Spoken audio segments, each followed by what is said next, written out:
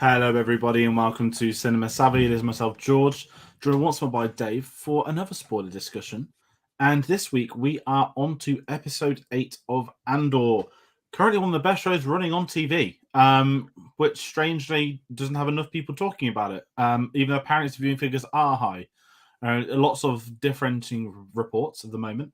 But we are here to give our thoughts on the latest episode. And we're, of course, going to deep dive into spoilers. So if you are watching at home, if you haven't seen the episode and you don't want it ruined, please do click away. Please watch it and come back. But before we go into more trigger happy warnings, Dave, how are we doing today? Yeah, really well, my friend, really well. So just nice to be back and talking about the exceptional show that is Andor.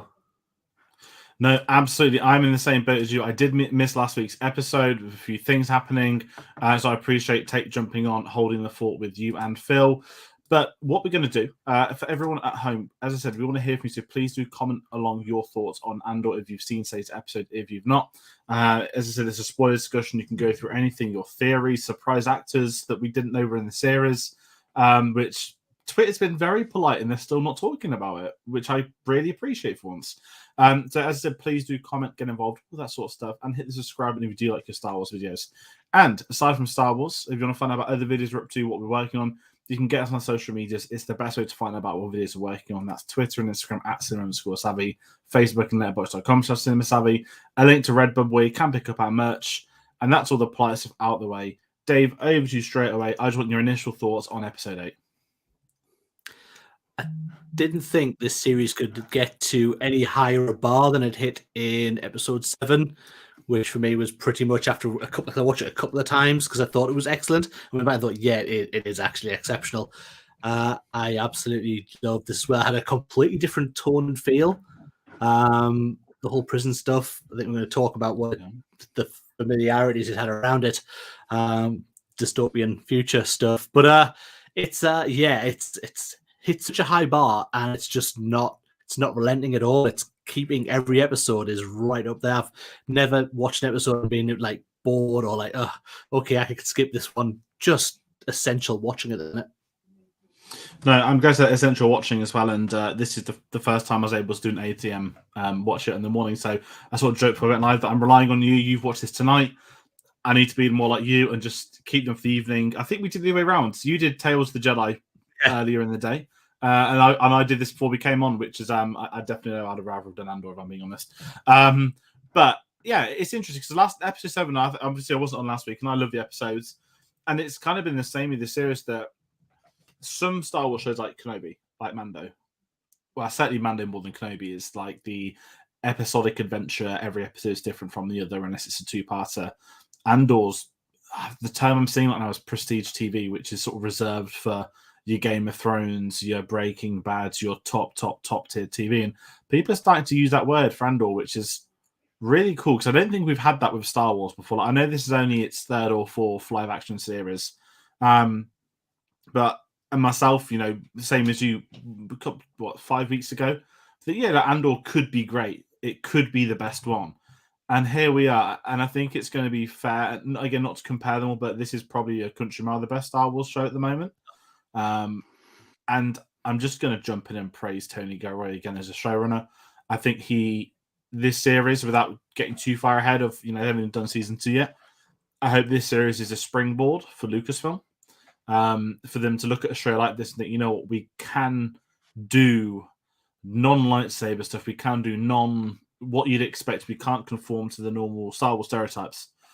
And just, again, say we're going to talk about the prison stuff last, but the set pieces in there, what was going on, like it fitted in so well. Yet it's something I could never have imagined anyone doing in Star Wars, bar maybe one person, Mr. Lucas, of course. But what we'll do for everyone, Chris, we're going to kickstart with our beloved Cyril and his quest to rejoin the ISB. A subplot I'm still loving, and I must say we're 8 episodes in now, Dave. I just want to know, what are your thoughts on him, his scheme? Because today at least was the first time I felt like, there's this question: Phil thinks he could be a rebel, doesn't want him to. I've said no. This guy needs to be some psycho villain. Let it continue. Where do you think he's going? Because I think today is the episode that sealed his fate of where he's going to go down the line. It absolutely did. I think it gave to me that point that this guy there's no turning Cyril. He's not one for rebellion. He's all about the order, and to be honest, we've just seen it from the moment he was putting lines into a suit and tailoring things. He wants to be in an Empire uniform. He is absolutely for what they're doing in the galaxy. And let's be fair, he's absolutely spot on with what's been going on in his investigation. Like you said in the actual episode, this has been going on for this time. It took me 2 days to find who it was, where he was, how that he'd murdered these guys. I think he's absolutely right. He will be an asset to the Empire. It's just a shame at the moment that he's not being listened to. He's been taken out of this. She said, like in the interrogation, but questioning, that she'll speak highly of him to the data place he's got to go, his office that he's got to go back to. So yeah, it was it's really good. But yeah, he's certainly not turning anywhere. He's certainly on the path of the Empire, I think. Yeah, and that's what I'm kind of loving about him, is that he's so clearly staying on this path. And I must say, it was the first. Is that the first time we've had the old prison double window in Star Wars? The interrogation room was really like, and again, I keep saying it. I think we have had kettles in this series and loads of. I'm loving the attitude of, yeah, like these exist in Star Wars now. It's not even in your face. It's not get used to it. But for me, at least, it's really exciting to see that this isn't a closed off world. And even tells the Jedi today, there's an amazing moment with Dooku where he says the word steel, like the metal. And I was like, it's not like Avatar, it's like unobtainium. Like it's very real things, and it's fine to do that. It doesn't need to be so closed off from the rest of real life, because Star Wars has always been inspired by real life events as well, certainly from a political standpoint. And yeah, the Star Wars stuff I'm loving. I really hope he's in both seasons.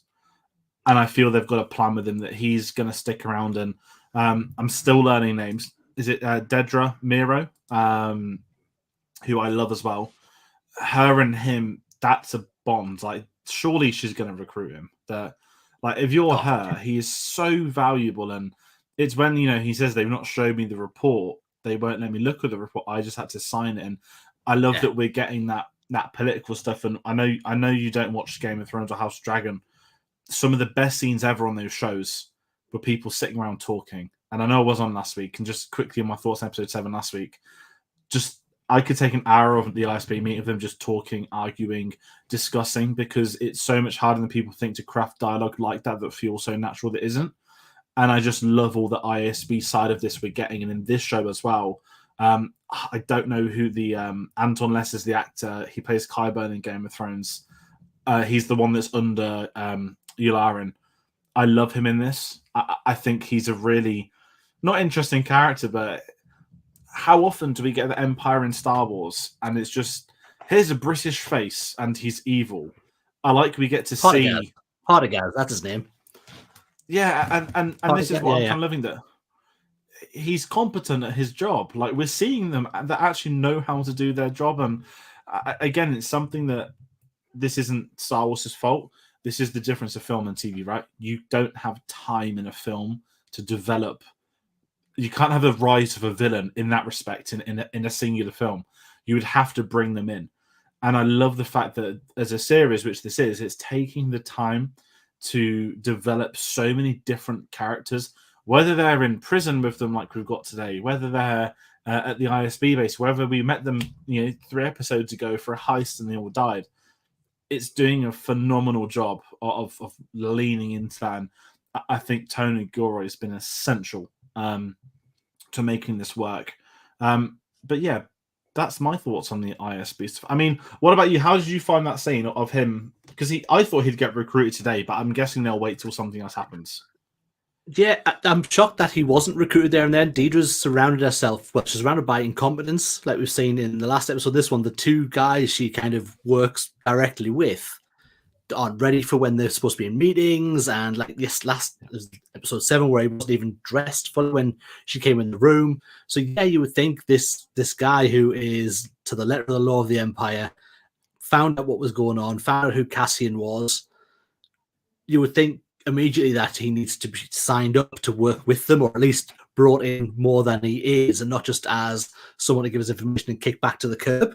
So yeah, there's no way that by maybe not series end, but maybe season end, well, mid-season at some point next week, the next series, that they will become a team somewhere, or he will be in the ISB at some point. I can see him in that white uniform at some point. It becomes a status thing for him as well once he gets it on. Like, we've seen him all through this series. As I said before, like, he's all about that uniform and being all straight and proper. So yeah, I can totally see him at some point in a distant shot buttoning up the neck and looking dapper as he goes out in his uniform, showing off his mother, sticking his fingers up at her. And that's what I kind of want. And with Star Wars, they can do it, and it's nice to see them build up to that we're going to have somebody earn that position. And I think he's going to look great in the white costume eventually, and it does look great. And I'm excited because we still have the Death Troopers. We know the Death Troopers are they're one of the last things in the trailer we've not had yet. And what I can also say, actually, I didn't message you this, but certain members of the press, this isn't me, this is like actual like proper professionals. They've been given episodes 8, 9, and 10. Oh, wow. So yesterday, Disney sent out that's obviously the next story arc. So obviously, because it's only gone to the hierarchy, like the important ones, I don't think that's going to be the sort of thing that leaks online. So I think we're going to be safe in that regard. But it is worth mentioning for people that are trying to avoid spoilers. Obviously, like I said, not me. Otherwise, I'd have told everyone. Not the spoilers, just that I'd have seen them. But moving on from the ISP, let's talk with Felix, the Panics. We get to go back here again. And kind of that second act, obviously, it took us away for a bit. And the question I had is, are we going to go back there? Do they introduce all these great characters for us to suddenly cut off, spend time with another set, and then go to another set? And obviously, it's coming back here now that we've got the hotel. We're spending time with the people again, with Bex. What I loved with this, I don't know his friend's name. That was the one that tied up the ship in episode 3 that killed them. But we're getting to see, to me at least for the first time, here's a lasting effect that Empire are going to have on being somewhere. And that quite amazing but horrific moment where Dedra's like, leave the prisoner in long enough for her to be able to see him, and then take him out, and then she has to play dumb, like, get him out of here, why is he here? Yeah. And this is the thing that's so sadistic to say that I love, but again, it's that darker side of Star Wars we've not seen. And I guess the closest comparison we can have is Rebels, right? But obviously Rebels ultimately is an animated series for kids. There's no disrespect to anyone our age or older or younger that watches it. It's the beauty of Star Wars that it's accessible for all ages. But you couldn't have done that in Rebels, whereas you can do it in this. And I think, off a whim prediction, I think the 2-part finale, which is what's being discussed, I'm going to guess that's at Phoenix, because it seems to be really like pulling into it now. The fact the Empire presence is so big that at the point they've even got the troopers there, the stormtroopers are there, which we don't really see around anywhere else in the galaxy. Even when, which we're going to talk about the prison, I thought we'd see more troopers there, not just amazing funky shoes that are like Reebok pumps from the 80s, 90s. But so yeah, that it's kind of all centering on there. They've got this hotel in the center, and it is all about the oppression of those people and the rising up. Like Martha said, it's the rebellion is about people coming together in the actual city, and it's going to be, I think that's very much will be the 2 finale episodes that Cassian will go back, and whether they liberate it from the Empire altogether is another thing. But I think that's where we'll get the Death Troopers coming in those final 2 episodes in the finale. I think that it looks very much when you see them in the trailer, that walking through somewhere that looks like it could be there. So yeah, it's going to be really interesting to go back to Ferrex, and it was good to go back to see that. I mean, Cassian's mom didn't look like she was holding up very well with this new freedom that she gave herself in the last episode, where she said, "I can now walk through the square where he was hung, and I can walk through with a smile on my face." And she seemed to have taken a turn in that. Like, she just didn't look a well woman in this episode, like almost like a shock, like a shock in a. And I just love that there was that support around her still. And obviously we got onto the stuff inside the hotel with the interrogation. So they're slowly closing the net, and yeah, Ferrex seems to be the place Phoenix, this place seem to be doing it in. No, 100% with you. And one thing I kind of want to bring up again with the episode, I saw it this morning, so if I do miss anything, please just jump in and cut me off. But with the Phoenix stuff, I think what was important was we got to go back to Bex's relationship with what we thought was Luthen that isn't actually Luthen, which is, I keep forgetting the name of the assistant, where she's dressing down Luthen like, you need to cut these off, you need to stop this, you've lost your way. And I was like, this is the same person that sent out the girl to kill Andor last week, which I think, again, right, this is an espionage series. Based off today, Luthen is not the one leading this mini rebellion side of things. It seems like it's his assistant pulling the strings, and not to sit here and theorize and say, could she be the ultimate villain? But it looks like that there might be friction within their own resistance at the moment. And I'm quite curious about how that's going to play out down the line. And obviously one thing, going back to the ISB stuff, which I guess mixes in with Fenix, is they're starting to piece a puzzle of who Luthen is. You know, they mentioned there's someone else. If we can find a way, we can backtrack to find out who this individual is. We know he has a hood. We know he's this. And I was like, okay, like there's a trail of kinds for them to go for. And it's in a great way given me a lot of tension thinking moving forward, is this going to be the plan for season 1? I still think Luthen could go in season 1 easily. I think that's been my prediction for a while. Only selfishly from the prospect of he's not in Rogue One, so obviously he's expendable in season 2. But I think if they were going to do something big, Luthen's the glue holding everyone together at the moment. And I'm really interested to see how they're going to divulge into that. Do they need Cassian to then get answers? Because obviously we've got a secondary subplot of Cassian in the prison. But I just want to kind of go at you. How do you feel Luthen's doing before obviously we even get to the Saw Gerrera talk? Yeah, it's a really nice player that his assistant is kind of the one who is. I didn't realize just an assistant. I thought it was his wife from the start of the series when she came in. I was like, oh, that's obviously who it must be. But no, they're obviously just partners in this and in the start of the rebellion. I like how she's the one who demands that, look, you need to cut off Ferrex completely. Just cut this, like the ties, so you're not linking it to us. You're slipping. You're letting things happen that shouldn't. We need to be tight knit right now. We need to hold it together. And you're the one that's actually going to cause us more problems than anybody else in this chain. And I found that really, really interesting that she was so ready to stand up and just take charge of what was going on.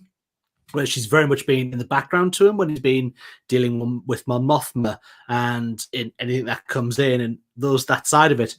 Just for her to then come through and go, look, all right, I'm going to take this in my hand and this is what we're going to do. Stop talking to them. Turn that radio signal off. Want nothing going through that's linking us together that could cause us a problem. So it's been a really, really nice turn for her where she's now the bigger player in that. But, I mean, look, let's just give another mention out of Skarsgård. I think he has been exceptional.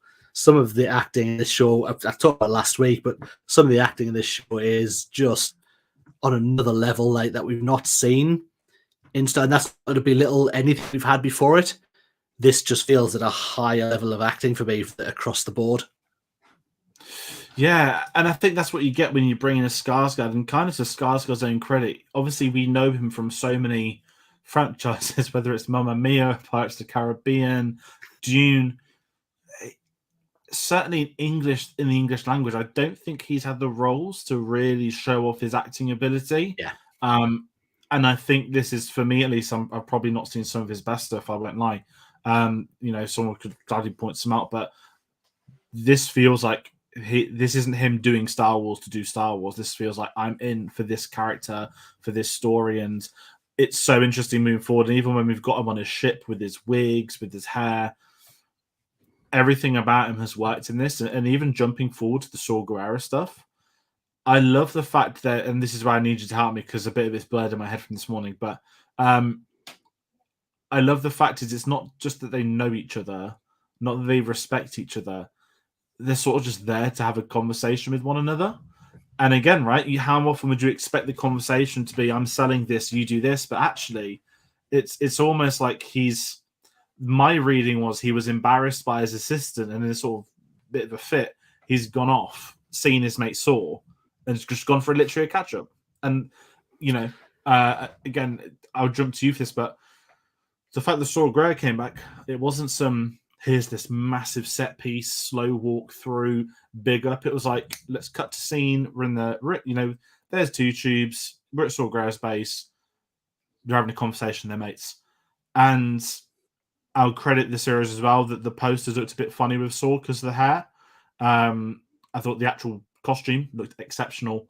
With Forrest Whitaker in this show, he looked fantastic, which I was a bit nervous about because obviously he's meant to be looking sort of 20-ish years younger, especially when you pull into the time. Well, he's not meant to look 20 years younger. Technically, he's what, like 9 years before Rick One. But you know what I mean. It's meant to be like before he's lost his leg and he's lost the plot. It was a really well-crafted scene. Like you said, I like there was no big build-up of here's Saw Gerrera. It was just another character showing up. But yeah, like you say, there was no big reveal, no we're going to the shadows and he steps out of them and, oh, it's Saw Gerrera, everybody, applause. It was just there. But I did love that they're on the same side, but they're very much still on opposite sides. Like, the moment they got in was like, oh, the heist was you. Oh, no, the heist must have been you. Well, if you're saying that, I think the heist was you because you said that. All known full well that it was under Luthen's command of what happened, but that he won't let on that he's got those credits. And like, they're working for the same side, but will not share that, yeah, we've got 80 million credits sitting in the rebellion now, but we're not telling you while you're sat in your cave doing this. I thought there was a lovely tension between them, but a friendly tension as well, that they are going to get to meet in the middle at some point, but they are on very different ends of how they want the rebellion to play out.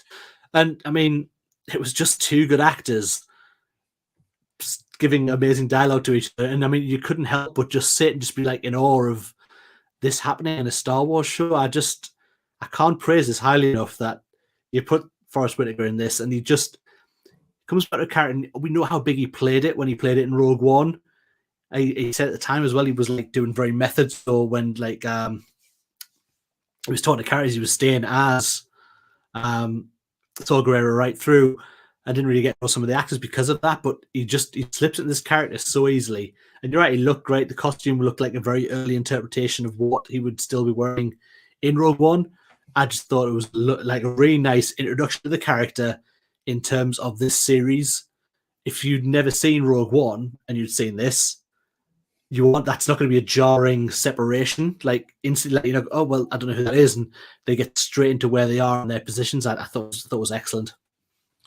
And I think as well with the Saw, I think eventually Luthen's there to bring him to Mon Mothma. Like, obviously, we know with Rogue One they'd fallen out. We know in Rebels they were together. They had separate processes, but they had the same goal and they worked hand in hand with one another. And I think that's something that's going to play into the finale of this season, or at least at the start of season 2, is that Saw's going to come into his own and meet Mon Mothma. And again, it wasn't this big deal of look at the cameos here, look at the cameos there. It was just, this scene needs to exist, and this scene now exists. It doesn't need to be anything more than that. And again, every week I say it's just credit to Tony Gilroy for doing this, for Lucasfilm for going along with it. We know that some shows, some companies might be like, no, we've got to insert a sound effect here or do something there, but this never does. It stays on point to what the story is telling it to do. And kind of that, we'll go to Coruscant as well. We're in a lot of places this week. Yeah, where we've got Mon Mothma at another dinner party. all this woman does. Yeah, proper. Maybe it's based off the recent last couple of years of the current politicians in the UK. Just parties all the time, no work. Yeah. I love that. With this, I don't know the guy that's with her, who's who's meant to be someone from her home planet. I keep forgetting his name. Who's got the money? But we're going back to that spy point where the Empire's closing in. They're now they're auditing their fine. Who'd have thought? Post Phantom Menace, we don't get the phrase like they're auditing our finances. Who'd have ever thought we'd get that again in Star Wars after 1999? But here we are. And I love that even at this point in time, the daughter's now suspicious of Mon Mothma, that she's like, him again? It's like, that's gonna be a big the guy, thing. Yeah. And I'm love. This is it. And I think I've had it a theory from the beginning, the husband's going to go, probably snake them in. Now, without getting too real life, it seems very Nazi Germany-esque in the sense that it's like it will be the kids that dob the parents in or something like that. That I'm loving what they're doing, because ultimately they've not done anything on screen. We haven't been able to see him helping her, etc., etc.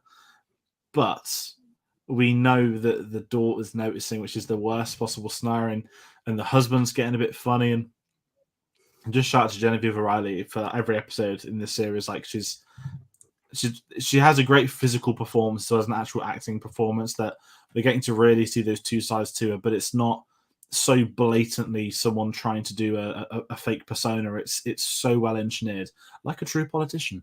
And again, we didn't get much time in Coruscant, but like because where we are, we're on episode 8 now. We're 4 episodes off of finishing, which is quite scary because it's absolutely flying.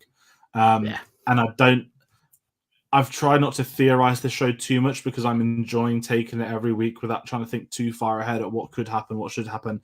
Like, obviously, I don't mind doing stuff like Mando and Kenobi, but I'm very much treating Andor in a very different manner now.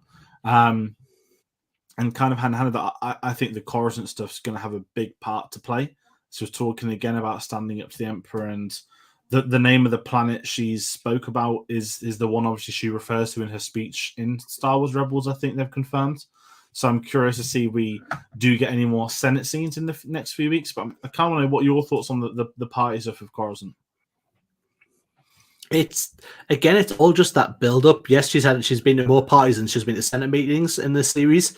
But it is more, I kind of wonder if all these parties are more because of the husband, and well, certainly if he has got suspicions that he's bringing all these parties and people in, so she's around them. I don't know if it's him just trying to figure out more. So he's having another party. She's going to have her guests there as well as his, and seeing who she's mixing with. We know her driver is part of the ISB.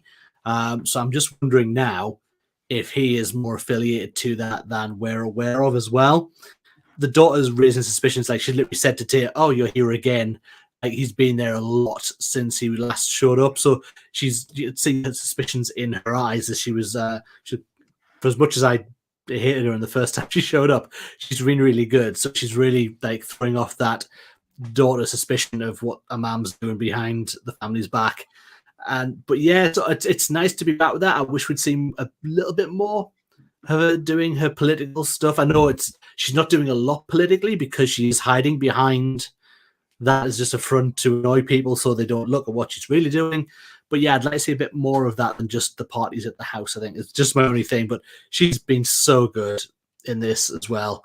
The whole setup, even her family, her husband and her daughter, they're all really great. The introduction of Tay trying to bring in money, saying they can't do it, and what's going to go wrong with that side of it. Just greatness. No, absolutely. And kind of politely moving on from that, let's cut to the real story today. I've been 20 minutes, it surprised me, but again, we've been in a few places. Following Andor, the lead of the show, obviously got a 6-year charge last year, which is pretty intense. Again, we're seeing the consequences of the Empire's actions. Sorry, I keep yawning. I've already recorded like 2 videos today. I'm absolutely shattered. I just want to shout Andy Serkis, but we'll get there fairly. I immediately, I just took you through when we saw the prison. I was nervous. I was like, oh no, like a prison in the sea. Are we really getting a civil war like Avengers thing? And took me 15 seconds for my fears to just disapparate when it was like, here's THX 1138, George Lucas's first ever film. Now, I'm not going to lie, I've not ever seen it. I've only seen clips of it and sequences from it, but I've never seen it in full. But oh my, if you wanted Star Wars to do a prison, and I know on Coruscant we've seen prisons in the Jedi Council from Clone Wars and stuff, and in Rebels we've seen the Imperial ones. To actually see a proper prison was incredible. And I've just got to say the designs of these sets are some of my favorite I've ever seen in Star Wars already. Now, I love the ISB stuff, which we spoke about in the past. The White Room, everyone gathered in the council. But this prison set, the bare feet as well, and the whole concept of, burning your feet, keeping you in line, that's genius of Star Wars, because when the inevitable prison breakout happens, which is, it would happen in a show like this, for once, it's not going to be people with guns going for them. We know what the real danger is. The danger is the floor. And I just want to just give them a thank you for setting up something different. I don't know. I was so taken aback by them trying something new that it's worked so far in their favor. I just can't wait for the next couple of episodes, because aside from setting up all the dangers, we then get to meet a new team. We get to see what they're working on. They've got to build stuff in their spare time. It's a competition. Their sentences can get increased. I just want to kind of jump to what do you think of all of the prison stuff? Because again, this is the introductory episode of a new three episode arc. And I think they did an incredible job at setting up what Andor's going to be going through. You're right. Absolutely phenomenal. Again, I mean, I'm going to just keep literally praising this at every point that we get. I thought it was excellent that the first thing he walked in, obviously, that you noticed, like, it literally cut to them looking at the boots that they were wearing, those funky looking trainers that they all had on. Like, oh, okay, what's that about? And the guard literally says, well, we've got no weapons, and then turns on that electric on the floor and just goes right through them all. Amazing. That, like, there's no doors on the prisons because you can't step on the floors. Like, it's just so good. And I know where you come from, the THX thing as well. Got the sticks with the electric on there, all white, very dystopian. I love when they were in the room, the prison, right? We've got 7 tables, we've got 7 guys at each thing, we've got this. Just so well done. I love the fact the guy who threw himself on the floor later in the episode, the prisoner who obviously killed himself by throwing himself on the floor. And the prisoner said, I'm going to be able to smell that all night. It was just fantastic. I thought the whole thing is really well worked. They've come up with the concept because, yes, you could put him in a prison with a door and we'll be thinking, how are we getting out of that? To have a whole electrified floor right through the building, that is a new level of how you get out of there. This is floor is lava on an extreme level. And it's kind of what you said, that the guy saying I'm going to smell it all night. One of the most dangerous things it does is the Empire counter's like going to turn on in like 10, 9, and it cuts before you'd imply he's just going to burn all night long or something horrific. And it was such an amazing idea. And I know we got a bit of a time jump of like a month, and they said like 30 shifts later. But even the straw out of the walls, and it's like, well, if you guys win, you'll actually be given something to taste. And I was just there like, it's so genius. And for this, had it have been, I know that I'm thinking about the clone training facilities, but like, I'm glad they're not just sat on a bench at a table, that their eating is in their room. And even the weird nude shower scene thing, like, that was so strange, but at the same time, it kind of makes sense, right? In a non-weird way, that you want to see how are they going to live in a space prison. We've seen the quarters, we've seen the showers, we've seen what they're going to do with non-stop. And I just loved every decision they made with this today. And as you said, that now it's not us thinking how do they get out the door, it's us thinking how do they not touch the floor. And there's that scene where there's an Empire guy by himself and they're kicking off that he's holding a weapon, aren't they? And I was like, that's going to probably play a big part of, could something happen if they've got a weapon or there's one of them. And I just think the structural design for everything, and it's a new concept, it's a new idea, and we're getting this in a series that on paper it's a prequel to the prequel spin-off film. You wouldn't think we're getting some of the most, I know it's a contentious subject for some, but to me, we're getting some of the most original Star Wars concepts now since The Last Jedi. I know that's not actually an awful long time ago, but it just feels like Tony Gore has just gone for it. And whoever's designed this set, and obviously this is a real set, this isn't the volume. This is built perfectly. I know somebody that was on that set who got to go there, someone from my old job that was working on it. And they told me, like, there's this insane prison set. So I've known about there being a prison for about a year and a half. And I didn't know anything about it. I didn't ask for specifics. I just knew that there's going to be a prison set. And I'm not disappointed by what they've done. And we haven't got to him, but we'll do it now. The Supreme Leader making an appearance in Star Wars. I messaged you earlier because nobody put this on Twitter. And I was quite not nervous. But again, this Andor series, it's not been one like Kenobi where there's, I hate the term stands, but this isn't something where everyone's desperate to jump on and tweet it, like House of Dragon, like Kenobi, Mando, spoilers, get the gifs in, get the memes in out of context. there's been almost nothing for Andor, which is really interesting for me. That what I think is the best Star Wars series might not have the most, it's not got lightsabers, it's not an established character. Yes, he's a supporting actor in a film, but he's not Kenobi, is he? And then Andy Serkis pops up in human form, just to make that clear, because this is, the god of motion capture. And I was so excited because I don't think I was excited at the fact it's Andy Serkis, being able to be himself. He was perfectly cast. This wasn't Lucasfilm saying, look at us flex this actor we can get in here. Here's Andy Serkis. To me, that was, they need a prisoner, someone who has a bit of authority, someone who we can see's been there for a while, and someone that's going to command the respect of the room. And I genuinely believe that Andy Serkis was the perfect person to be cast in that. And his character arc itself is murky, because obviously he's one of them, but at the same time, he's made his goals clear. What do you say? 200 days away, 200 shifts away from getting out. It's 250 odd days, yeah. Yeah, and I love immediately that puts tension with him, that his goal is to get out, nothing more. I could be said that's probably a death sentence that he'll never get out. But I'm just so excited to see Andy Serkis as in human form, because the moment I heard that voice, I was like, is that Andy Serkis? And then they showed his face, and I was like, they've done it again. They've nailed it. When he turned around, it was half sunken down in face and scarred up. Like, oh, it's Snoke, and we'll get a new Snoke theory. That would have been amazing.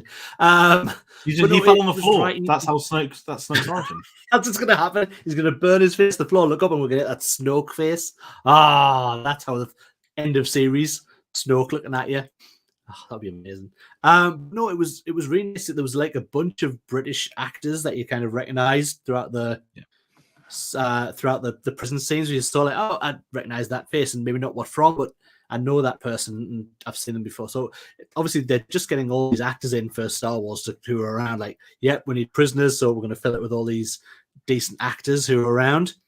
I love the fact it's all that. I must say, I mean, throughout this, I mean, we've praised the volume and it's been excellent, but to be back on real sets, topped up with some CGI, like real place, like the beach being a real place, like last episode, just adds so much weight and levity to a scene that you just know the wall where they're standing and there's real things around them. I hope Lucasfilm do kind of think, yeah, we can use the volume, but we could also now look at this. I know there's so much discourse around when you look on like YouTube, if you search for Andor, some of the bigger videos are like, Andor's not doing well, Andor's killing Star Wars, this is not being watched by anybody. I can't abide that, because this is, for me, some of the best Star Wars I've ever seen. And it's just like depressing that people are chasing the clickbait to say this series is terrible. It's you couldn't tell me any true fan of this could sit down and go, it's not Star Wars. It's absolutely Star Wars in every way, shape, and form for me. But yeah, anyway, enough of that and those awful people doing that. They'll do what they do. Sorry, they'll do what they did to Rogue One and say, it was the greatest one ever. Now it's like, it was okay. We can't say it's good, but it's okay. That's what they do, don't they? And it will be the same. And Andor's okay because we can't admit to being good. Sorry, I just wanted to go for it because no, that's fine. I'm right there with you. Only positives, people. Only positives. And it was just Andy Serkis is perfectly cast to come in there and play a prisoner who's at the almost end of his sentence, who's ready to get out, who you now know, because he's told us that, we'll never see outside. He might get close, but people will walk over him to get out of that prison. He could be another rotting on the floor, burning up. So, yeah, it was lovely to see him. It was lovely to hear his voice. And he didn't stand, like you say, didn't stand out. There was nothing about him that made you go, it's Andy Serkis, ladies and gentlemen. He was just a guy in the prison who had a few more lines than the others, but he blended in just naturally into the background of everybody else. It was so well done. And I think as well, not to sort of discredit other Star Wars stuff, but sometimes like when they have these actors that have had multiple roles, they like to really push in your face like, this was this guy that you've seen in Star Wars before. Now he's different. Unfair, but it's, when Mark Hamill voiced that bloke at the start of 9, not bloke, the beheaded, win the war, that one. Win the war. Yeah, and Lucasfilm's like, yeah, Mark Hamill, yeah, and I'm like, you get it? It's like, this is Andy Serkis who actually can act, and not saying Mark Hamill can't take that right straight, but you know what I mean. It's like here's an actor that's not just going to do a voice role. Like, if Andy Serkis was like voicing random Stormtrooper 585, I'd be like, why is Andy Serkis voicing random Stormtrooper? And it's no discredit to voice actors. I know a lot of them do that too. But it's like, we get to see was the guard last week. Sam yeah, Witwer I voiced know, the that's what I guard. was thinking of. The Shore Trooper, wasn't it? Yeah. And this is kind of like, there's ways for it all to work. And going with the volume as well. Greg Fraser, who obviously did a lot of Mando season 1, he helped develop the tech. He's done this on the Batman, where it looked good as well. And he, of course, has done Dune and won an Oscar for that. Not with the volume, but he did Dune, so don't discredit his people. He spoke about the volume, talking about how great technology is. And then he did say the blatantly obvious that the one thing the volume can't do, the volume cannot do like broad daylight scenes, which I think a lot of us thought is probably a really obvious one, like when things are really well lit. But this is Greg Fraser, who's really helped develop this tech. Look at the Batman. He says, it's great for dusks, it's great for sunrises. House of the Dragons had the same. Their daylight scenes are really obviously in the volume, but when it's set in buildings or elsewhere, it plays to its favor. And what I kind of want is, I'm glad you brought the discourse up, is that there's a happy medium where some projects can benefit from it, some won't. My own opinion is that we live in this modern day where everything has to be amazing or terrible. People don't like an in between, and it's like, oh, Andor looks great, therefore the Mandalorian and Kenobi now terrible. I'm like, no, like we've just spent like 3 years praising this game-changing technology, which is a game-changing technology that's in its infancy, and we've had a few films. I'm not going to point any obvious Thor fingers, but a few films that have atrociously used it.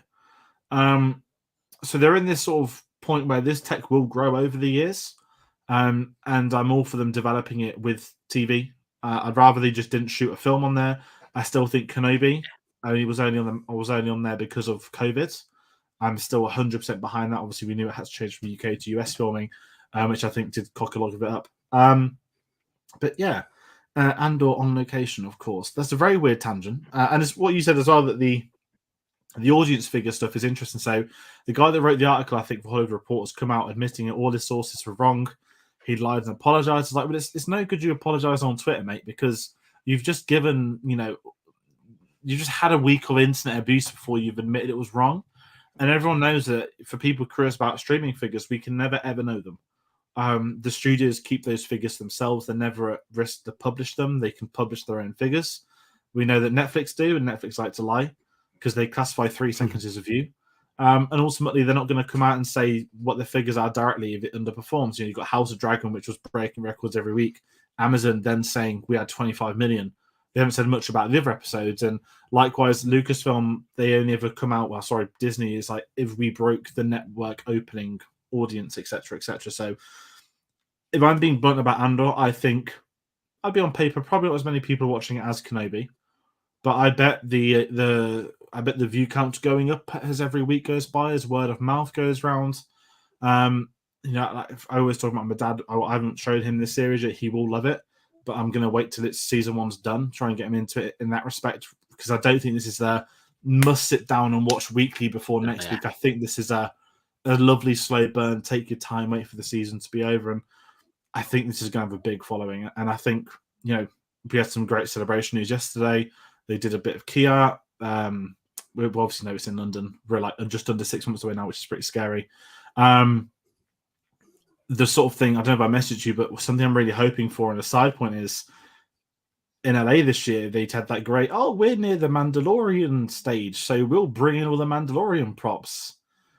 And I don't want to be selfish, but I'm also sat there saying, you're near Pinewood, bring the fucking sets from Andor, please. I know you can't. Just let me go in that beautiful white room. Let me put, I think when you see behind the scenes, these sort of things, they have to like put like bags on their shoes, don't they? So they keep it pristine.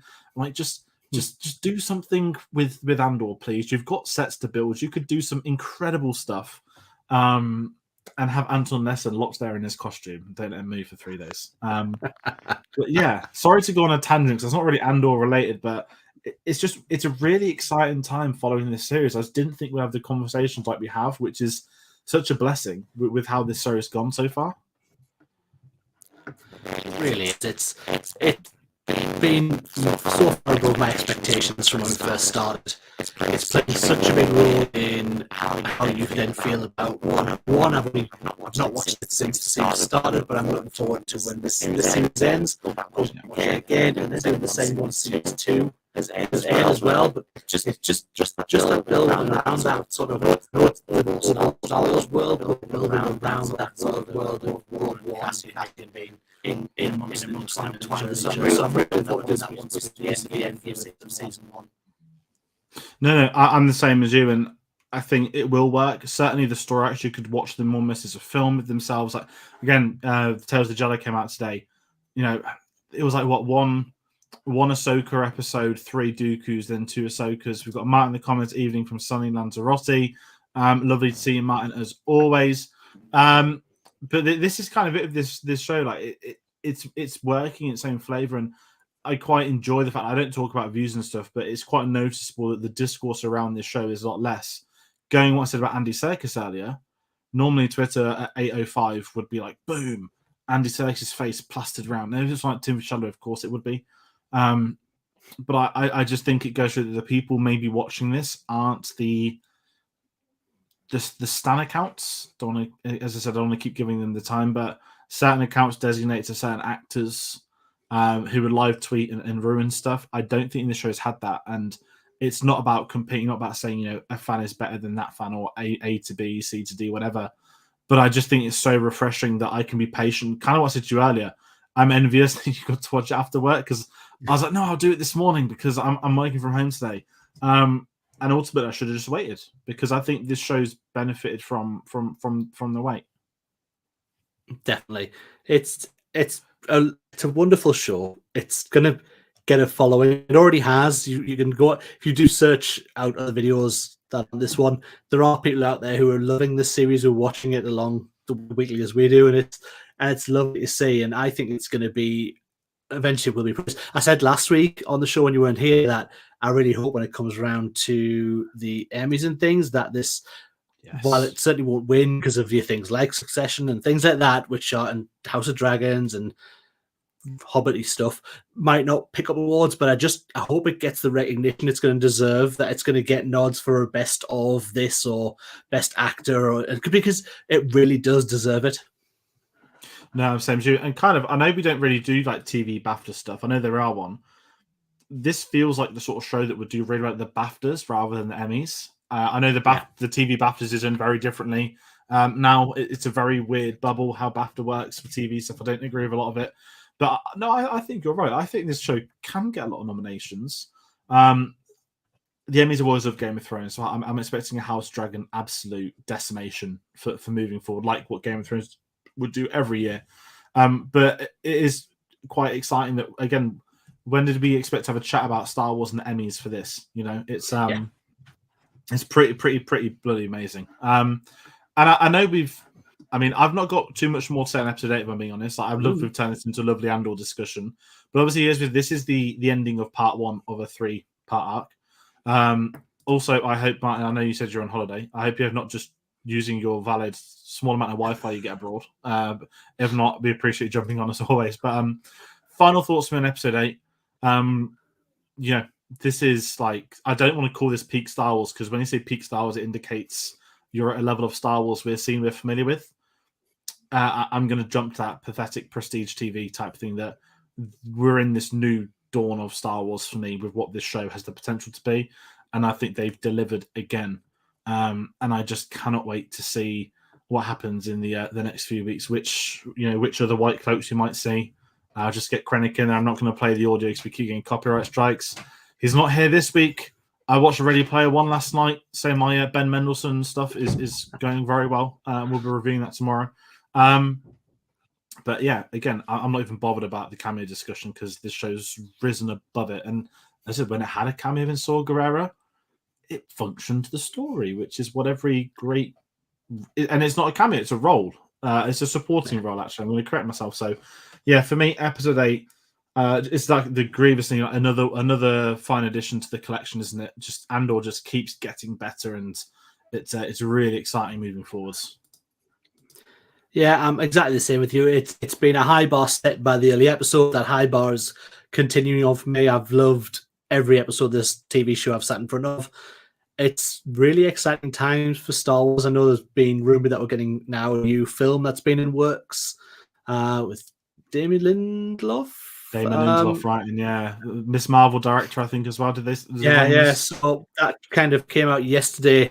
That's been so. I'm hoping that they might take a lot of this from Andor as well. Like, look at what they are doing and look at this serious tool that you can take with Star Wars. It doesn't have to all be for this. I mean, they've said it's not going to be part of the Skywalker saga, which is great. That's what they need to do. Start stretching it outside of that. So, yeah, exciting times ahead, but I can't wait to see next week. I can't wait to get this arc done and get to our 2-part finale, which I think is going to be exceptional.